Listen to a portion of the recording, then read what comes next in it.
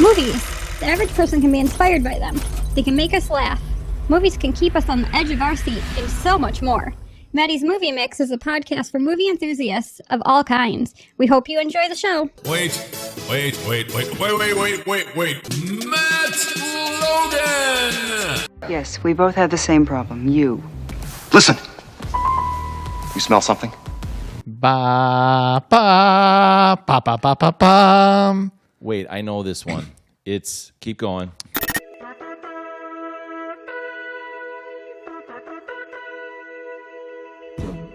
Pitch Perfect. Yes, that's it.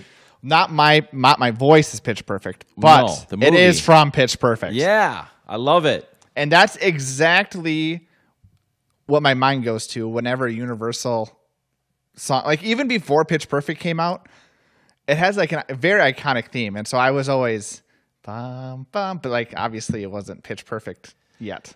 So this was a sleeper movie for me too. Really? Right? Well, it's a musical. Well, it's a musical. Or whatever so you want to call it this. was one that I didn't really like jump into the theaters to go see, the first weekend. In fact, I didn't see it in theaters. Surprise. But when I did see it, I was like, this is pretty good. And this one is almost more fun not to see in theaters because it's fun, the group dynamic of watching this movie. Yeah. Because there's so many one-liners. Yeah. I've seen it like probably 3 or 4 times already. And Already? In 10 years? In I guess 10 10 years. I guess that's pretty good. Come on, a musical for me, that's a lot. That's true. I mean, that's a ton. I don't know if I've seen all the James Bonds that many times in the last 10 years. Well, that's impressive. So that is saying something. A few of them I've seen at least that many times. Yeah. What you picked it. I did. You're like, let's do this. We've done some horror films, and by some we did one last or a few weeks ago, and I was like, but for you, yeah, like that's pretty. We should have done Halloween Kills when it came out or whatever. But yeah, you were like, eh. Yeah, well, I have a limit. It was. I denounced Halloween now as a holiday because of these podcasts. Yeah, because I text you and I'm like, just wait for the Halloween playlist. That's right. And I was like, list. Hard pass. Let's go straight to November into Christmas. Right. Nightmare Before Christmas is our Halloween theme. So you're softening me up a little bit or trying with this kind of stuff. And $17 million budget with this cast. Dynamite cast. I thought that was Well, that's great. probably where all the money went to. Right, for sure. But it was surprising to me that it was only $17 million with this kind of cast. Well, some of them weren't as I don't think a lot of them are as popular. Like some of them found fame from this movie. That's true, but they were still fairly famous. I mean, you think about, even if they got $500,000 each. That's true. There's a big cast here. Yeah, that's true. So, but they all share the screen. I thought if we go to chemistry, I mean, they all share and did it well. Yeah. And I love these two. Oh, I know. The announcers. Yeah. Yeah, it's fabulous. I think that I just lost it. That one movie. The one movie. The one. Yeah. Where they do the games and Hunger Games. Hunger Games. How did I just blank that? Was that out? it? Well, this reminds me of the announcer on the Hunger Games. Yeah. They're just over the top. Yeah. And, stuff like that. So when either one of those movies I watch, it's right. like, oh, yeah, it's kind of a... Yeah, hand in hand for me, but... She had a week's worth of lunch and lost it. Oh, she didn't lose it. We know exactly where it is. It's all over the third row. Very different themes, though. Oh, very different. But the announcers are just over the top. Gosh. And it's so funny. Yeah. They are entertainers, and they do a great job at portraying that. Yeah, absolutely. It did 115.4, which is crazy. Million. Yeah, for a musical like this. Yeah, and Tom Cruise isn't in it. Yeah, I mean, they really missed out on that one. They did. I bet he would have loved singing. He does. Does he? Yeah. He's been on like some late night shows, I think. With what is it? The karaoke van? Yeah, right. With late night with. Yeah, one of them. I can't remember. Yeah, Corbin? No, that's somebody else. Yeah, no, I don't think that's who it was. It's not Stephen Colbert. No, it's yeah. But anyway, he was in a movie too. So you know, But Tom Cruise isn't in it. They did well. Yeah, they did. They got good replacements instead of Tom Cruise for this one. Yeah. And they did a great job at introduce. I loved how they did introduce all the characters. I mean, they had Anna Kendrick came in going to school with her dad, like her dad being a professor, and then Skylar Astin, Jesse singing the van. But then they introduced everyone else through song, which I thought was a great choice. Yeah, Fat Amy. Yeah. Fat Amy, you got. I can't remember. In the third movie, she comes to be Esther. Yeah. The person who just has like fish lips and like whenever they're panned on her, she's like this and just can't talk at all. Yeah. Right. I can't remember her original name, but in the third movie, it turns out she's Esther. Okay. Spoiler. There's sequels in this movie. Yeah.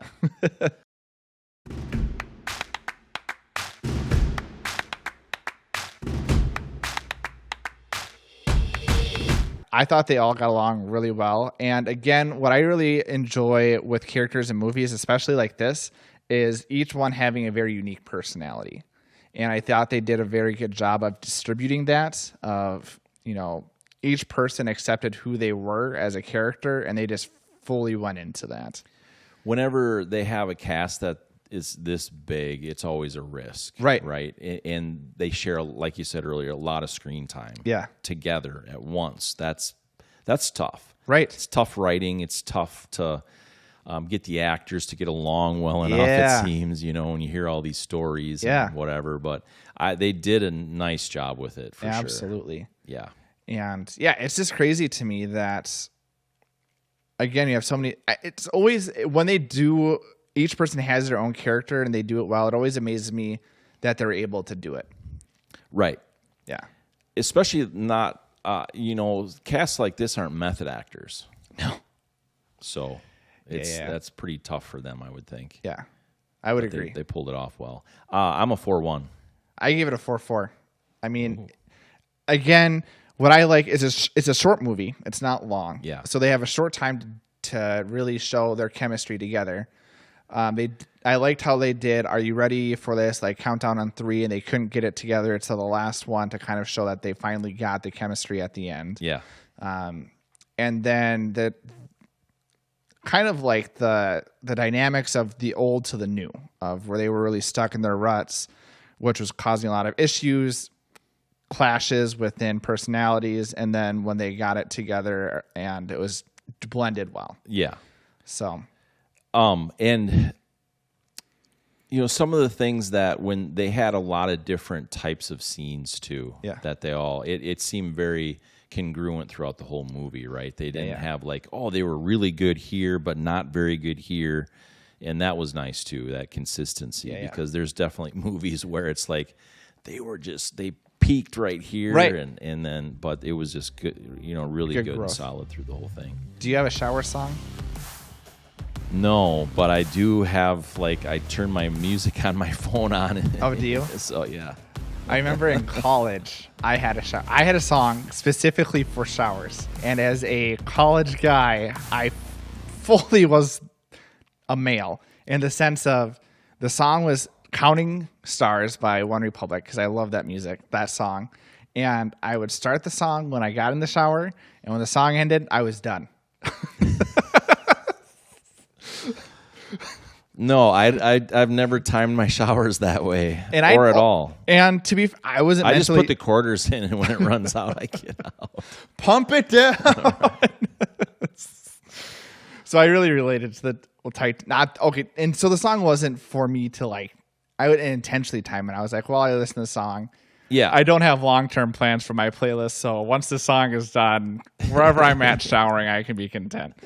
But when they were singing Titanium and stuff like that, it always makes me laugh because, like, I think more people do it than what people admit.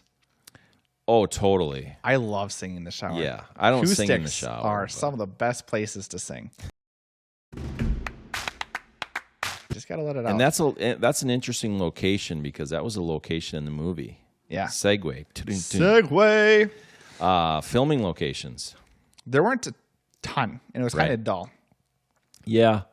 Very. I mean, it's a college. But realistic. Dorm. Yeah. or not college. It's a college facility. Which I wonder, actually, you mentioned, it's a short film. I wonder how long they actually filmed this. 6-8 weeks at max, right? I would assume so.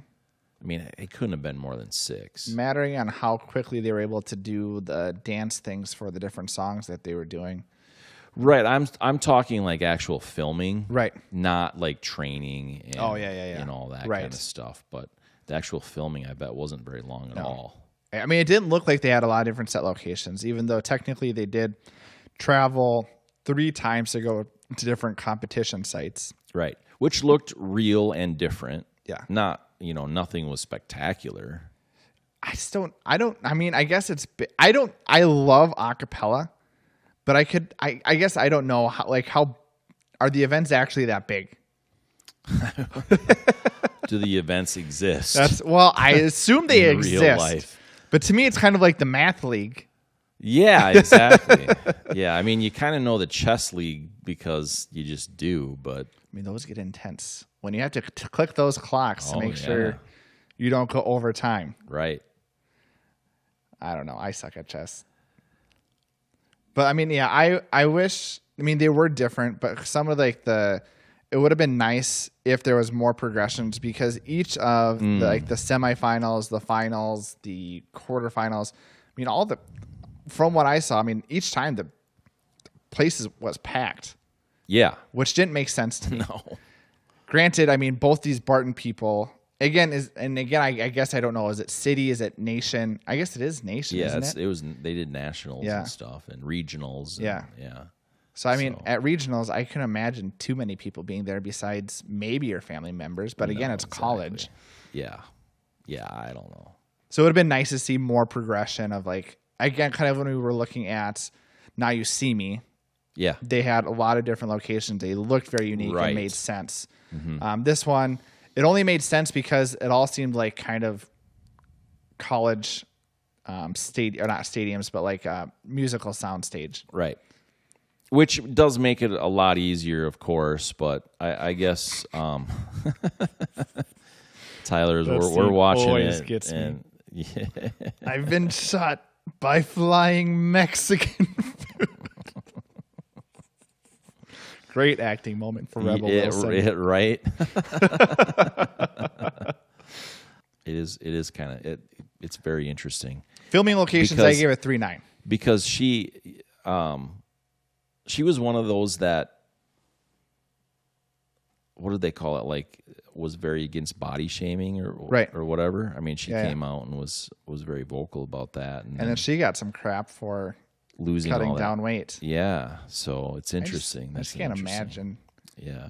I mean, it's one thing if someone's getting overly out of shape. But for someone to actually take care of their body and then get made fun of, I know. That just seems so reverse. Right.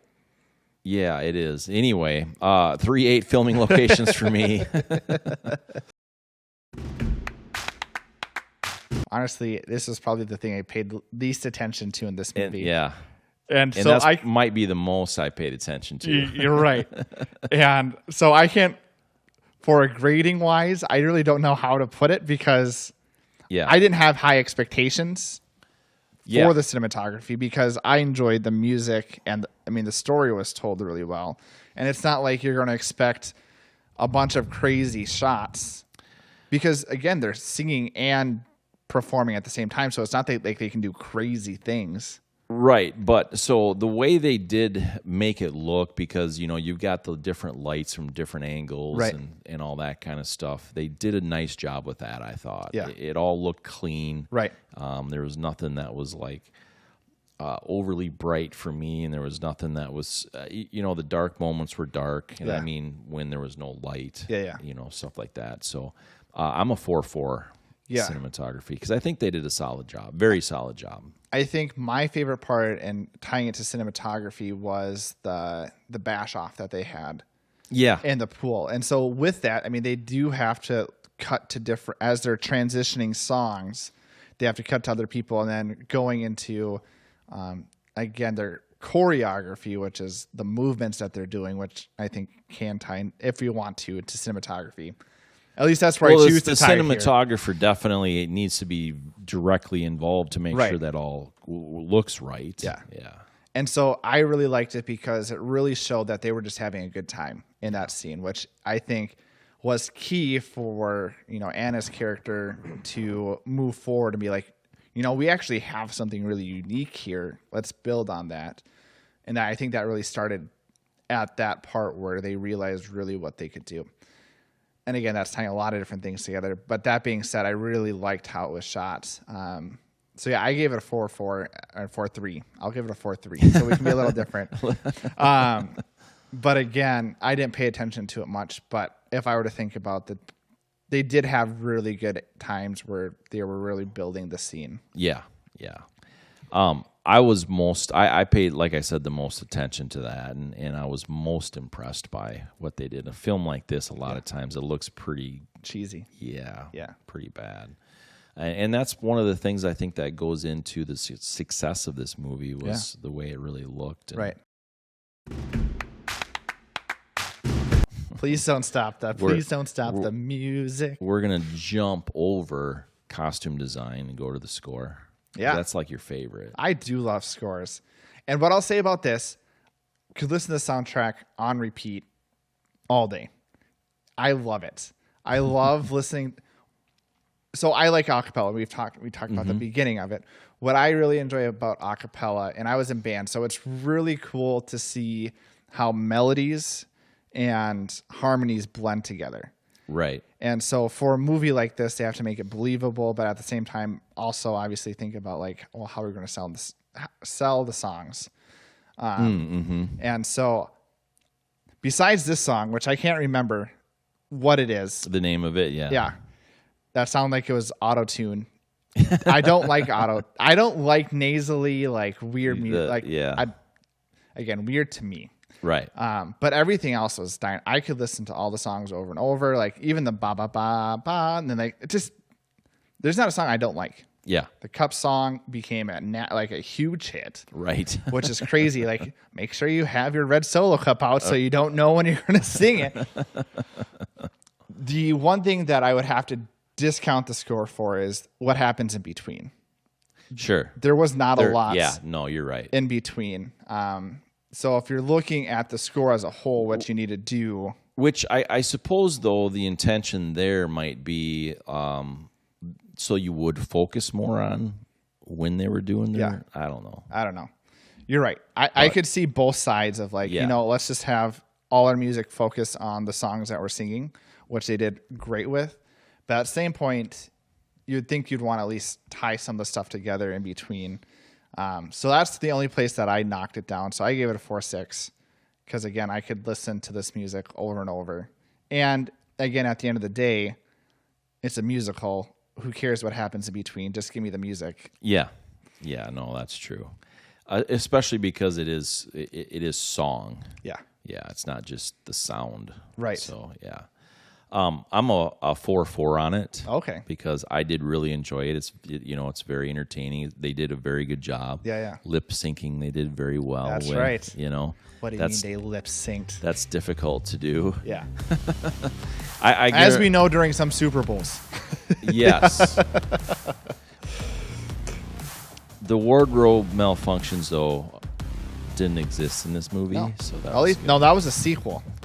Was it? I don't know if I saw it, actually, honestly. I think the third one, it must be the third one, but maybe, no, it's the second one, comes out with Rebel Wilson basically doing a Cirque du Soleil thing. Really? Where she's on this ribbon.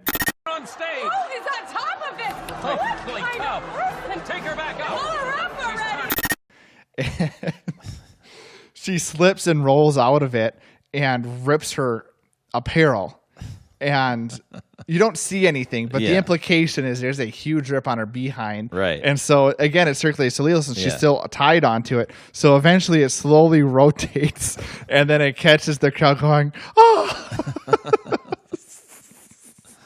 And she does rip her off her clothes in this one, too. Yeah, true. But that wasn't dysfunction. Is that part of costume? It's a choice.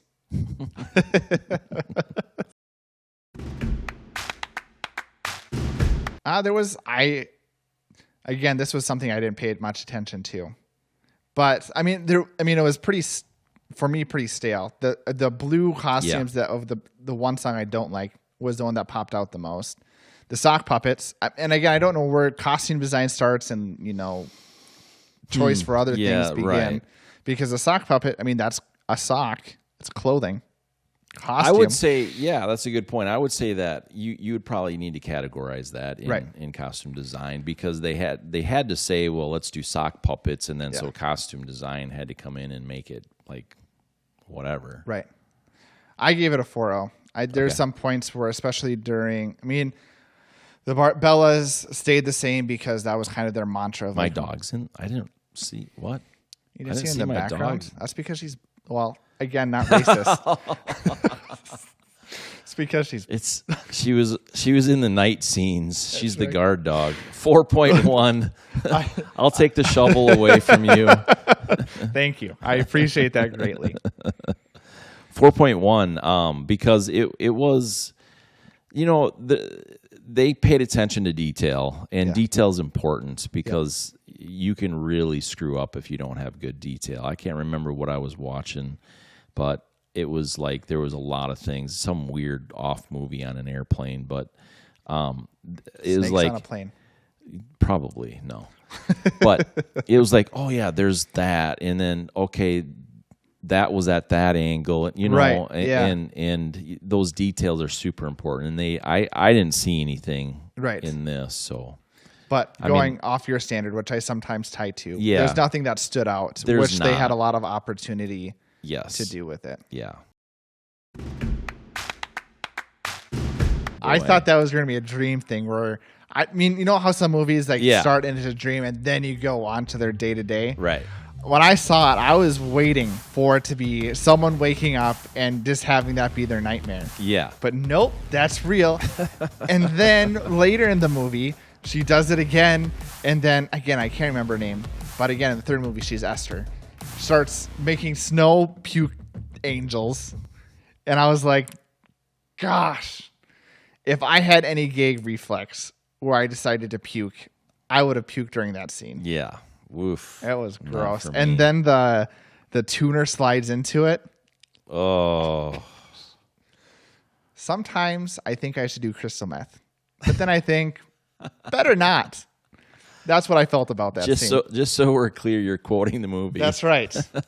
Gosh, I could quote this movie all day long. Yeah. We should do The Breakfast Club, too. Well, when I was watching this movie, I was thinking there's so many different films we could watch because of it. Yeah, absolutely. Breakfast Club was definitely what I was thinking. But overall entertainment. 4.8. Yeah. I gave it... When I got done with this movie, I was like, I could just watch it again. Yeah.